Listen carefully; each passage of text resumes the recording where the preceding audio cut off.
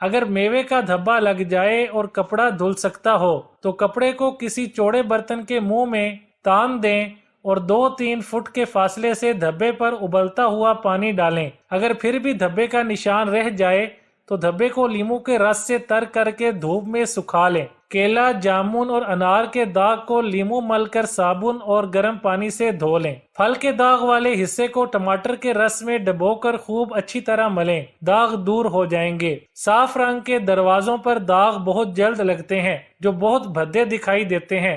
ہم آگے لکڑی کے دروازوں کو صاف کرنے کے طریقوں کا ذکر کریں گے۔ اگر ڈش واشنگ کے مائع اور پانی کو ملا لیں، اس سے تیار شدہ محلول دروازوں کی سطحوں کی صفائی کے لیے موزوں ہیں، تاہم اس سے پہلے دروازوں سے دھول اور مٹی صاف کر لیں۔ اس کے بعد جہاں داغ لگا ہو وہاں لگا لیں، لیکن اس بات کا یقین کر لیں کہ بنایا گیا محلول اس پر منفی اثر تو نہیں کر رہا۔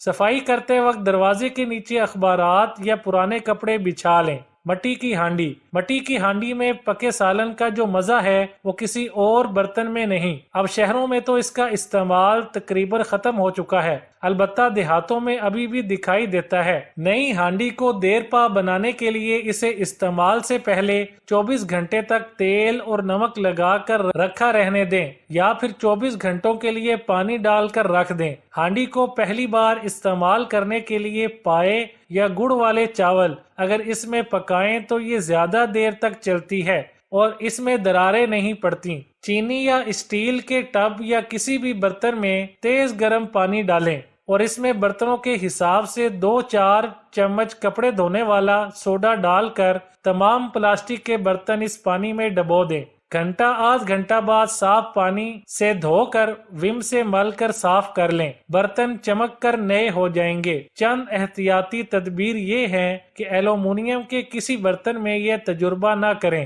ورنہ برتن کالا ہو جائے گا۔ نمبر 2، اپنے ہاتھوں کو سوڈے والے پانی میں نہ ڈالیں۔ اب کسی چمچے سے پکڑ کر برتن کنگھالیں۔ گوشت گلانے کے لیے استعمال ہونے والے پاؤڈر سے کپڑوں کے داغ دھبوں کو دور کیا جا سکتا ہے۔ دودھ، چاکلیٹ یا خون کے دھبوں کو صاف کرنے کے لیے گوشت گلانے کے لیے استعمال ہونے والا پاؤڈر لگا کر رگڑیں، داغ ختم ہو جائیں گے۔ کنو یا مالٹا جو بالکل کھٹا ہو اسے کنو کہیں یا مالٹا کہیں یا فروٹر کہیں۔ جتنا زیادہ کھٹا ہوگا اتنا اس کا فائدہ اور تاثیر بہتر ہوگی۔ 2 عدد لے کر اس کا جوس نکال لیں اور جوس بھی ایسا نکالیں جس میں ریشے، پھوک، بیج سب کچھ ہو اور ایک بڑا چمچ شہد اور ایک چھوٹا چمچ کاڈ لیور آئل ہو، یعنی کہ مچھلی کا تیل ڈال کر خوب مکس کر لیں۔ اتنا مکس کریں کہ جھاگ بن جائے، پھر اس کو چھوٹے چھوٹے گھونٹ پینا شروع کر دیں، بڑے بڑے گھونٹ نہ پئیں۔ اس سارے مرکب کو ختم کرنے میں کچھ وقت لگے گا، بس صبح نہار منہ آپ پی لیں۔ سردی ہو یا گرمی، بارش ہو یا طوفان، ہر موسم کے لیے، بوڑھا ہو یا جوان،